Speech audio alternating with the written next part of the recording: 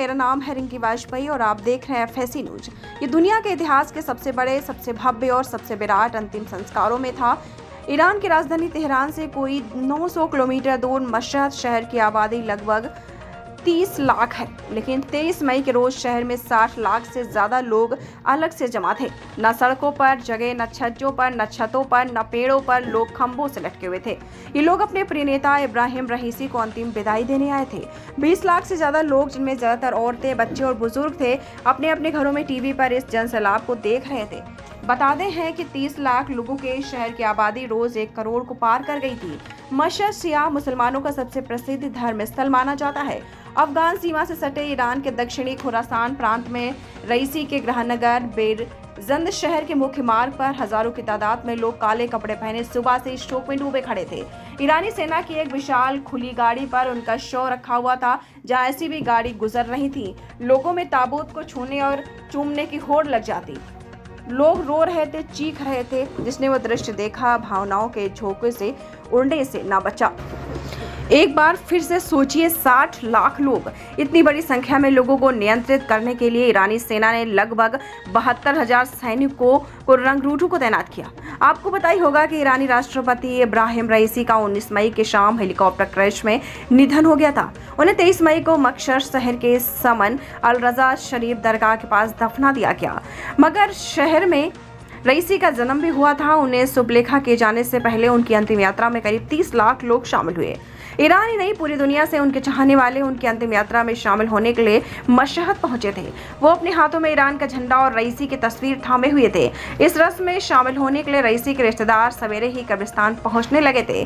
तुर्की की news agency अनादोलू के मुताबिक इस आयोजन में दुनिया भर से करीब 68 देशों के नेताओं और कूटनीतिज्ञों ने हिस्सा लिया। रईसी को श्रद्धांजलि दी गई। इसमें भारत के उपराष्ट्रपति जगदीप धनखड़ भी शामिल हैं। उनके अलावा कतर के अमीर तमीम बिन हमद अल धानी, इराक के प्रधानमंत्री मोहम्मद शिया अल सुरानी और पाकिस्तान के प्रधानमंत्री शहबाज शरीफ, तालिबान के डिप्टी PM मुल्ला बरादर हमाम के पॉलिटिकल लीडर इस्माइल हनी और हुती विद्रोह रईसी को आखिरी विदाई देने के लिए मशहद।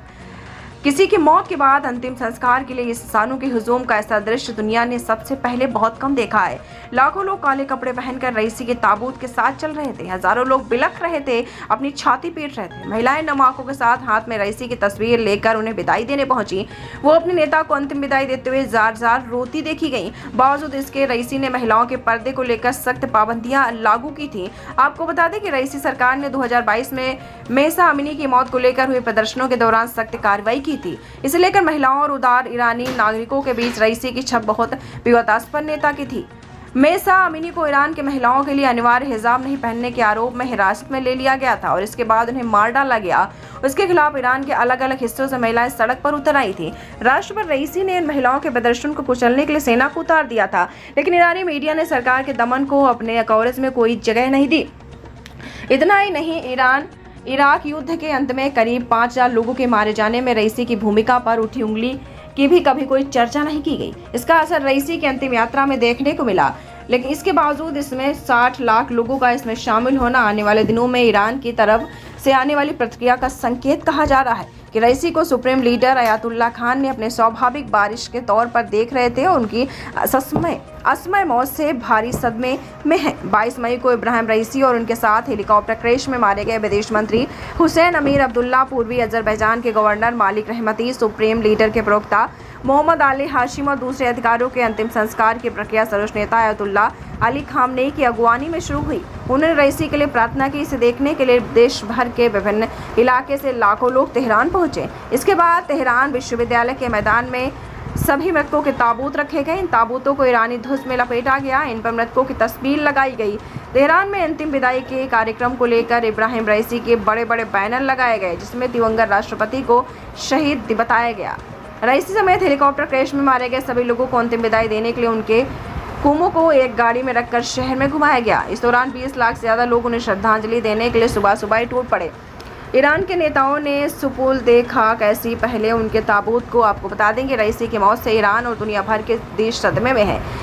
आपको ये भी बता दें कि 60 लाख लोगों के शामिल होने के बावजूद कहा जा रहा है कि इब्राहिम रईसी के जनाजे में उतने लोग का शामिल हैं जितने 2020 में बगदाद में अमेरिकी ड्रोन हमले में revolutionary guard general Qasem Soleimani के मारे जाने के बाद उनके जनाजे में शामिल हुए थे। कहते हैं कि उसमें 1 करोड़ के लगभग लोग शामिल हुए थे। फिर भी यह दुनिया के इतिहास में हमेशा के लिए दर्ज होने वाला दृश्य था।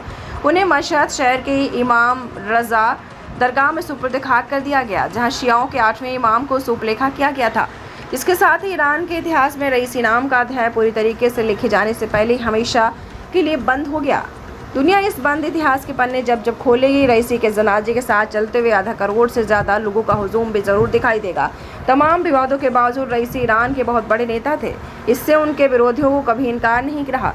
जिस जगह पर रईसी को दफन किया गया, वहीं से ईरान का अब नया अध्याय शुरू होता है।